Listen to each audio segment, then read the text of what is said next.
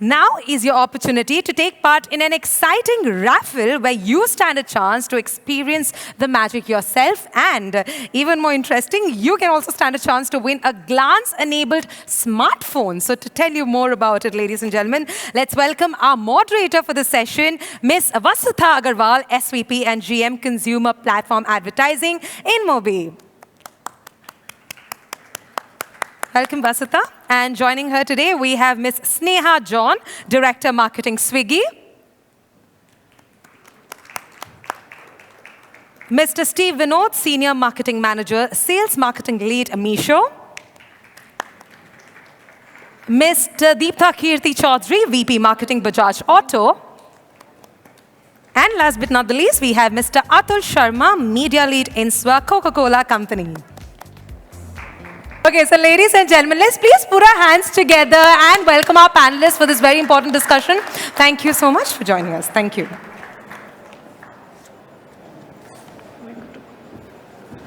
Hi everyone, it's good to be here in person after 2 years. This is at least my first in-person event after the pandemic, so good to see a lot of familiar faces.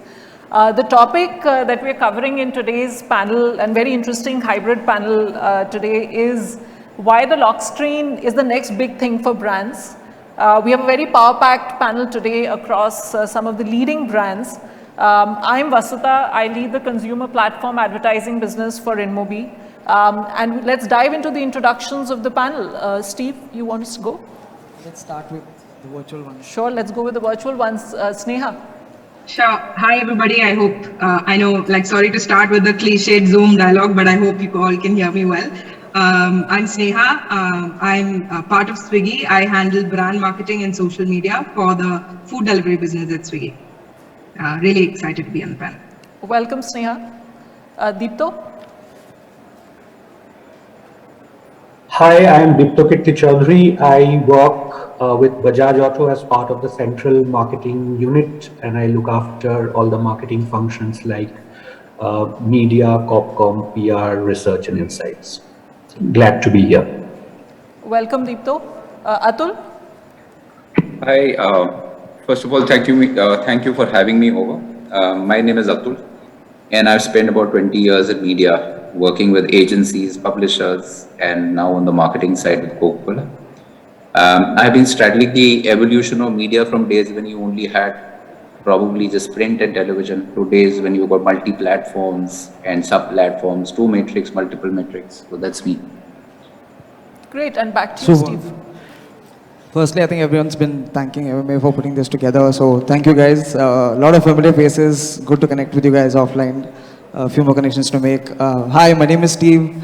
I professionally practice marketing for Meesho, some part of the marketing piece. Personally, I practice patience. So that's largely who I am. Great. Thank you all for the introductions. So we'll dive into the topic for the panel today. I think all of us know India's today in the middle of this huge content revolution, whether it's gaming, shopping, binge watching. I think today's consumers want all their needs and requirements to be filled instantly. So we're now calling them not just Gen Z, but Gen Now, right? And mobile as a platform is very well placed to address the needs of this Gen Now. And we actually see that every day on the lock screen of 173 million users of Glance in India. Brands actually have the opportunity to engage with these users in very native content experiences, in interesting formats, through games, through polls, through quizzes. And in the next sort of 20-25 odd minutes, we will dive into what some of these leading brands and marketeers have actually done to win these consumers on the lock screen using Glance. So let's dive into the questions. The first question is actually for each of you, right?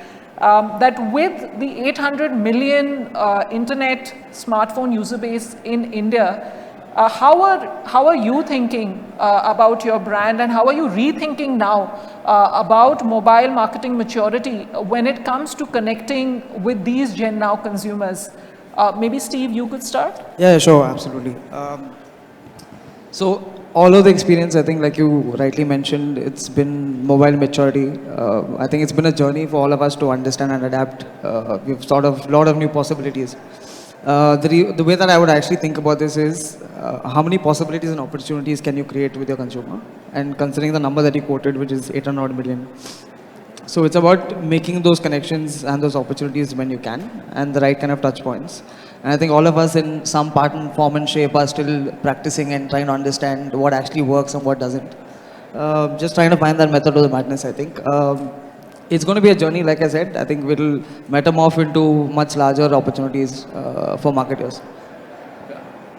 Understand. Atul, would you like to add to that? Yeah, I think the primary consideration for us, over time has always been scale. And even when we spoke of personalization, somewhere down the line, we always have that filter in our minds. And when you talk about the numbers that you're saying, 800 million and all, I think it's a foregone conclusion that there is scale there already. Some of this is also getting reflected in the exponential increases that you see in investments that we're making around digital platform. 90% of that is largely mobile. It has been very stark. If I remember my early years in media, say 15 years ago, it was almost like about 2 to 5%. And I can see it going up to even 25% for CPG brands, where it is still television that seems to be the primary focus. So there is a transformation of sorts that is happening. I think this maturity level has to be addressed at 3 levels. Most important, I think, is going to be getting the basics right on the creative rendition. So when you're talking about mobile, the medium itself changes.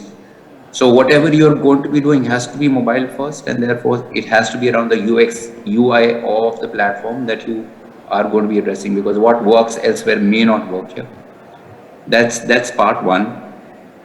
The second big part is that exposure is not going anywhere, but what you want to go beyond exposure would obviously be engagement. And further, what kind of engagement are we talking about? And nature of that engagement is extremely important. Whether you're talking about events, you're talking about content, you want to talk about curation, gaming.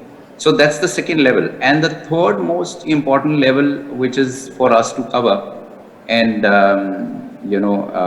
is to unlock that long-term value you're going to be able to create for your consumers, which is like either you're talking about monetization or creating addressability for your audiences, that this entire ecosystem that we are trying to create gets informed and it starts working in some kind of a loop.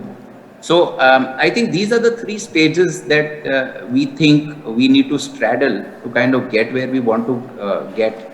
And it's still a long way to go. We may not have covered all of these parts. We still are probably in a space where we still think that there is a television creative and that can be slapped on everything.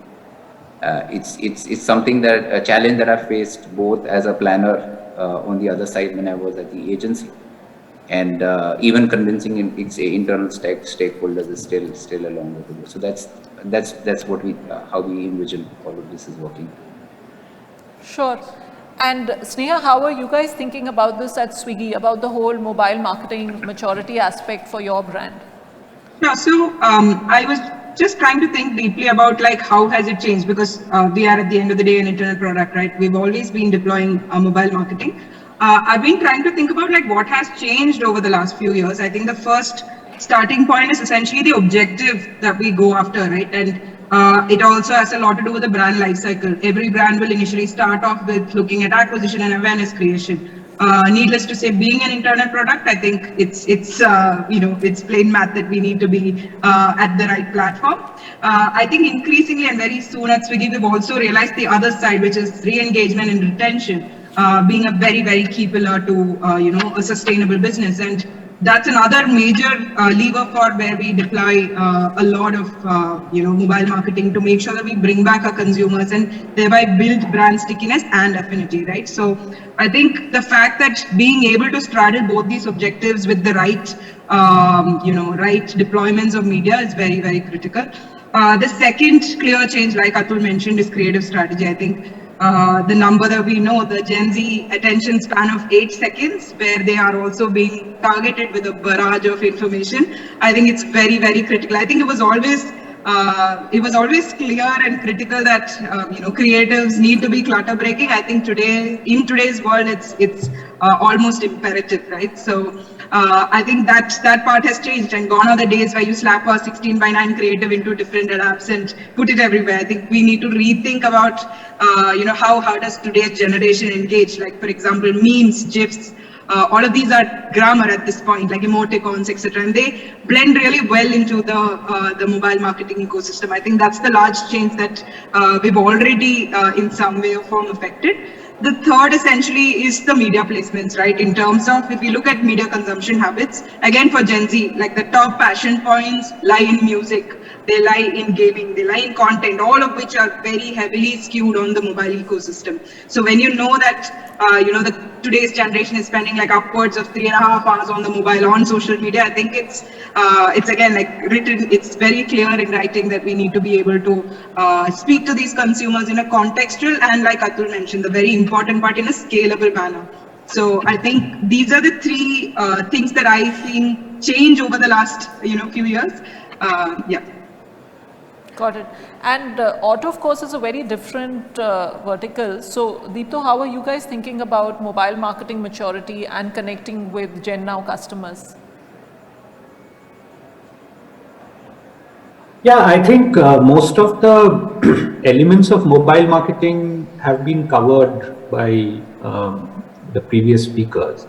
So the way we see this differently is that how is mobile as a media different from, let's say, television, which came in 30, 40 years back, right?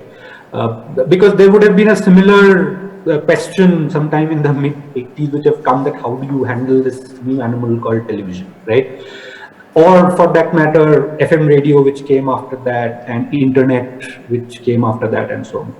The biggest thing, the biggest difference that we see is that, and this is how mobile has changed media consumption throughout, is that nothing is exclusive any longer. Earlier, when you watched television, you watched television. When you read a newspaper, you read the newspaper and you did not do anything else.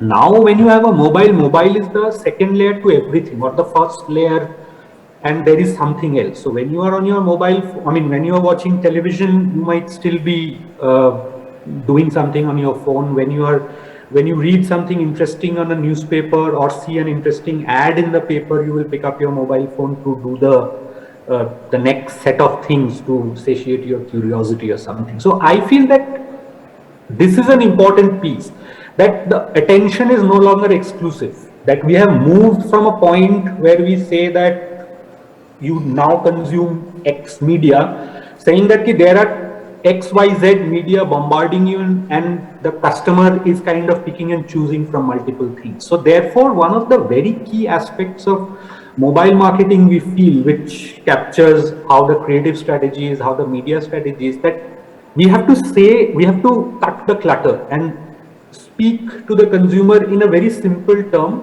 and it is a nudge or a bridge to something else. I don't think either through a print ad or a television ad or a mobile interstitial, we have lost that opportunity to tell a full story. What we can do is to take opportunity and nudge them towards a longer story, a longer message, and hopefully that will kind of close the loop. So I think this is what I see different, or something just a little, of course, what everyone else said is also absolutely right. I feel that this is something that we are looking at differently, because as an auto manufacturer, our journey is a much longer journey. It's not an impulse buy. It is not a quick buy.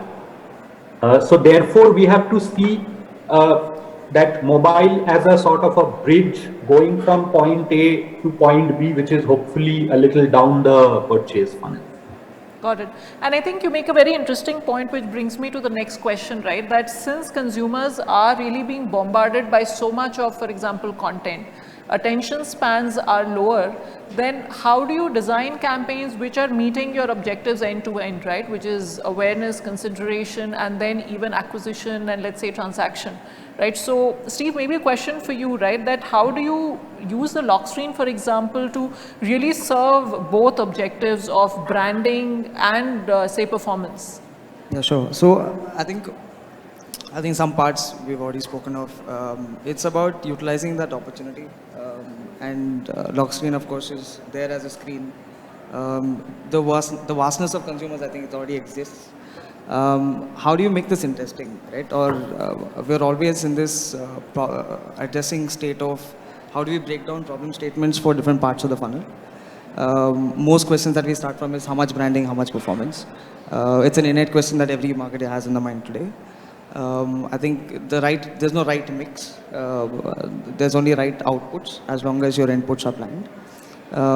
How we look at it of using Lockscreen is that you're able to entice a user in a single surface at a given point for different parts of the brand journey that you're in. So if you want to create an awareness of what Mishu is or any other brand is today, you kind of cascade that information in an interesting way that kind of helps. Like everybody's saying, I think it's about capturing that attention in that short span of time. So I think you need to personalize it, you need to localize it, you need to make it seem more relevant. The creative storytelling comes from there. Of course, the media strategy helps you kind of break down and place them in the right places. And the Lockscreen kind of helps you do that in the same place, which I think is an interesting mix of commerce and content in the same surface completely, right? So then you can arrive at kind of respective outputs that you want, whether it is you want to do reach and frequency, do you want to do install campaigns, do you want to do acquisition campaigns, etc. Sure. And I think you make a good point, right? That, I mean, one is the scale of the surface itself, which is large. So you're able to reach about, say, 170 million plus users in one go. And then it's also the frequency, right? We see a user, for example, unlocking their phone like 75 times a day. So that frequency also gives you that many opportunities to reach the user. So I think absolutely that's a great point. And Atul, maybe going to you, right? How do you see uniquely engaging with the customer? Because I think we also talked about things like personalization, how it's important to, you know, make sure that there is something unique which sort of helps you declutter, right, from all the sort of tons of content the consumer is consuming. So how do you think platforms like Glance play a role when it comes to your media mix and your brand? Atul, I think you're on mute. First, I think Deeptakriti made a very, very important point, and there is enough and more evidence. So I think the big challenge that we've been facing is media fragmentation for a very long time. And now the media fragmentation has moved into fragmentation of the audience attention span as well. And we have been seeing this reflected in a lot of tracks. In fact, I would say that some of the tracks that we used to see in cut-throughs were almost twice as much or what we noticed for the same kind of investment today. So that's a very, very important point. And this also leads to our inability of our brand metric scaling up over time. Lockscreen in some way addresses a very big challenge. And again, I would like to kind of make 3 points. First is that it helps you with that opportunity of getting captive audiences. You spoke about the numbers, it's pretty much there, that there is an opportunity for exposure. And that's the opportunity that you would like to leverage in the first place. But that is not where it ends. It is where it begins, actually. And the next step would obviously is going to be that it'll have to allow the brands to create a reason for the audiences to stay engaged. So that is going to be the next most important point, and you can engage in multiple ways. And it really depends on what kind of KPIs you're working with, what brief you're trying to answer, what challenges you're trying to answer. So if it is about creating interaction, which is more two-way communication, maybe it is going to be, say, about any content curation, curated content, or audience-generated content that you would like to focus on. If it is about evangelizing a product, it could be a contest, it could even be an event. So these are some things which need to be built in, but then there are no standard templates. It will really depend on what kind of KPIs you may have. And the third one is going to be the ability to kind of measure the impact of all of this. So you know the whatever that you are doing at the end of the day is getting you the results that you want.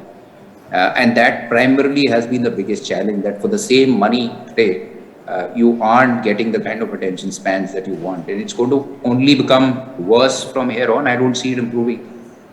except that maybe over a period of time we are able to see what is the proportion of some of this that we are able to formulate when we are looking at our media mix, and that's exactly the struggle. But we are solving for it.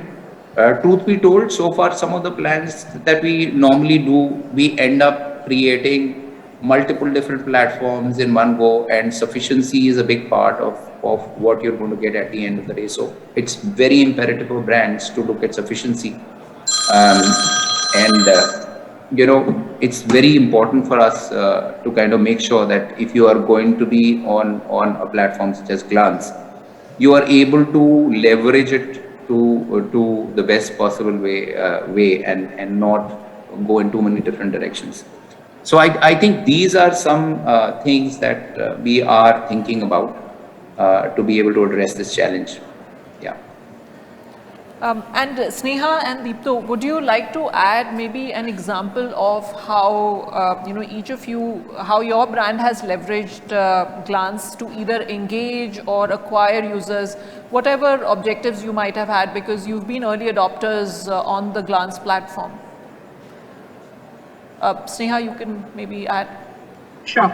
So at Swiggy, we've used Glance for two objectives. One, we've used it for re-engagement. We've also used it to build reach and awareness at scale, right? For when we have new service offerings or new consumer propositions. To give you an example on the re-engagement piece, I think I'm glad to have Atul also here.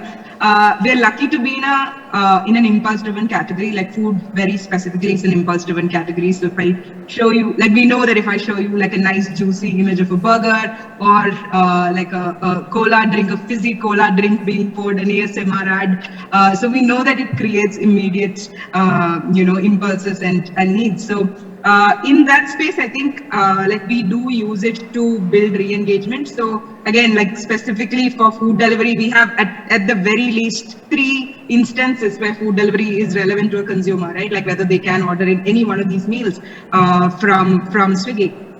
So we do, like, say, for example, if it's lunchtime, you're in and out of meetings, there's a nice messaging for you to refresh, and you normally look at phones as a break. So where there's a message where you can refresh yourself with a nice healthy lunch from Swiggy. I think we use it very heavily for re-engagement. We've also used it to drive, like when we have new service offerings or new consumer propositions that we need to drive, whether again, the objectives might be either to build it at scale. For example, if we have a tactical property with a specific discount for a short period of time, like we optimize on scale and we use it there, as opposed to, say, for example, a new service offering that we've recently worked with Glance on for the launch of Swiggy One, which is specifically to be targeted to a segment of users that we like. It's not a pan India offering, right? So I think Glance offers us that flexibility to target either, and like we're able to like build plans depending on the objectives that we want. So we've used it across these sort of objectives to fairly good results. Understood. So you've used it for, you mentioned re-engagement, reach and scale. Deepto, would you like to add what use cases you have used it for at Bajaj Auto? Sure. The way, this is a good mix in the sense that this panel is a good mix because Bajaj Auto is probably at the exact opposite end of the spectrum from where Swiggy is, where the battle could potentially, for Swiggy, the battle could potentially end on the lock screen, the touch screen. But for us, we see it as a reminder medium. So when we launched it, we used it for one of our new products, new variants of Pulsar, which was launched last year, called Pulsar NS125. And we wanted it to be a sort of a reminder medium from any other lead medium that we were using at that point in time. So typically the way it happens is that when somebody sees a newspaper ad which talks about a new model being launched, that person is likely to be interested in it, but then again that they might get lost in the logistics, that you have to visit the showroom or you have to call the showroom or something like that. So what we are able to do through a platform like Glance is to do that nudge. It is similar to Swiggy, but not really, in the sense that you could ask that person to say that, okay, here is this new thing, so why don't you try to get to know more? And obviously the multimedia angle comes in there, that you can do a little more than that. So for us, it was more like a reminder medium, and therefore, I mean, in terms of experiments with geography, experiments with time of the day, all of those things coming for us. Got it. We've lost your visuals for a while, but we can still hear you well, so no worries on that. I'll bring it to my last question. So I think we talked about use cases, right? How you've used the Lockscreen for re-engagement, for reach and scale, and you talked about, Deepto, about also using it for a new product launch. So I think very interesting use cases and across categories, which brings me to the last question really of what is that one reason that you think the Lockscreen can be the next big thing for brands? And Steve, we should start with you. Yeah, sure. See, I think while we understand different use cases across brands, and it's also clear on, and I've been repeating this word again, it's about, I think, creating that opportunity and making that well-versed last longer. And I don't think it's campaign after campaigns. I think it's connections through every campaign that you make. So I think you're very clear about who the user is. You're able to identify, understand a lot more. And across different speakers, we have seen the level of understanding that you can get of a user in the digital ecosystem, especially on mobile. And considering the lock screen is the first entry point to that, kind of makes that even more clearer on how we want to use it. It's good for us to break down, of course, have some amount of measurability, understanding what we're gunning for, etc. But I think just the right kind of mix on the right creative formats, the possibilities and the creative expression is great. The media format allows you to kind of expand into different objectives that you want to solve for, whether it is upper funnel, mid funnel, lower funnel, etc. Another thing that I was thinking while these guys are talking about is that one of the questions that is on every marketer's mind is brand safety, right? Which is my ads being shown in the right places, etc., etc. And I think Glance kind of just innately gets that out of the way.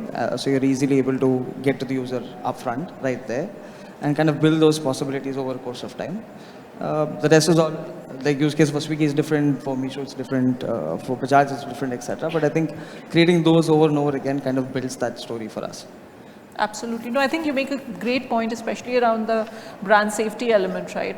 Which is, of course, sort of hygiene, in the marketing world.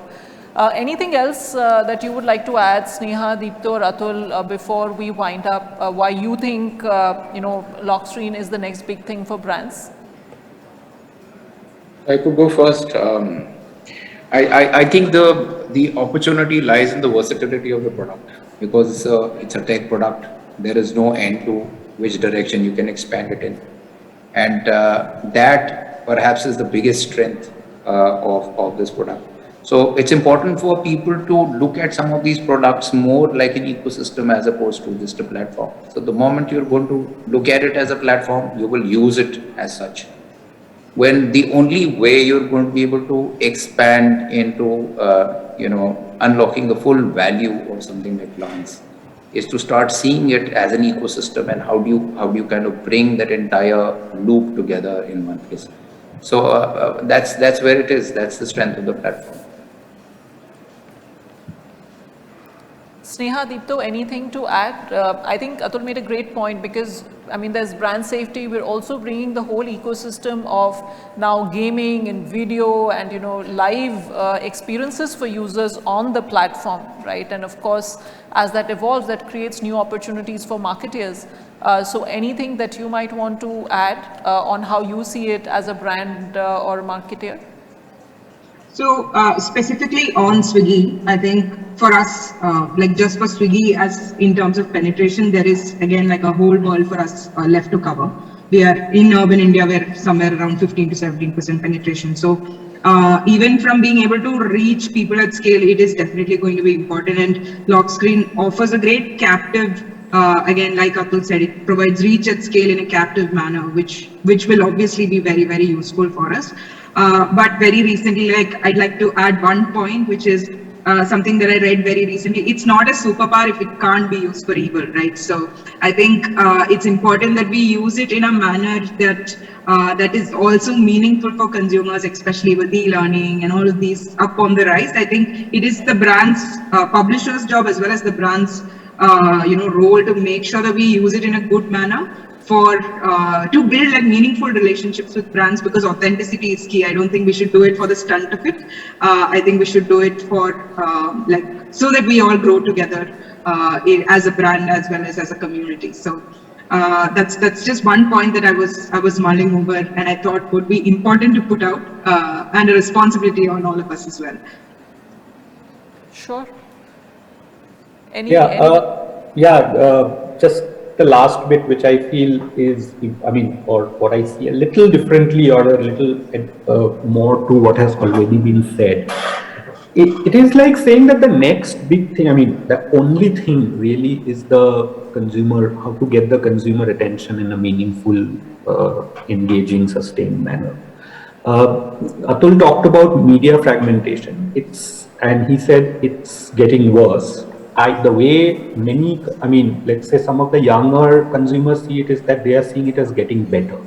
So in the sense that they have that choice, or they have that ability to skirt through advertising and so on and so forth. So therefore it is not about whether a glance or is an advertising platform. It is probably, can we look at it as a content platform or a content ecosystem?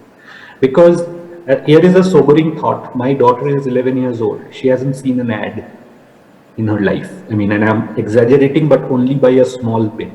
Because she has really, she has now moved away from the regular television, newspaper. She reads very small sections in the whole thing. So when she sees ads, it really hampers her enjoyment of the content to a significant extent, to the point that never happened with our generation.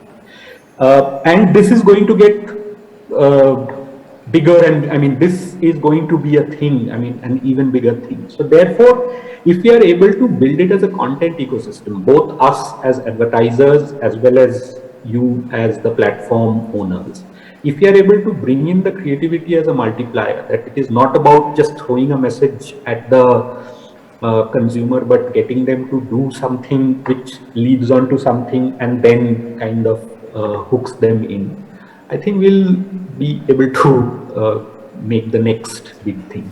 So that's a great point, Deepto, and I think you're right? How do we make it about more content-driven user experiences, make it more native for the user, and of course, ultimately personalized, because I think everyone talked about fragmented user attention, right? And that's the only way to address that problem on an ongoing basis. So thank you all for sharing your views. Thank you all for listening in. I think with that, we'll call it a wrap. We do have, I think, sort of a QR code which is supposed to come up on the screen for the audience here. Do sort of scan it and fill in your details, and one of you should be getting a glance-enabled phone if you do fill in your details. So thank you everyone. Thank you for listening in. Super. Thank you guys.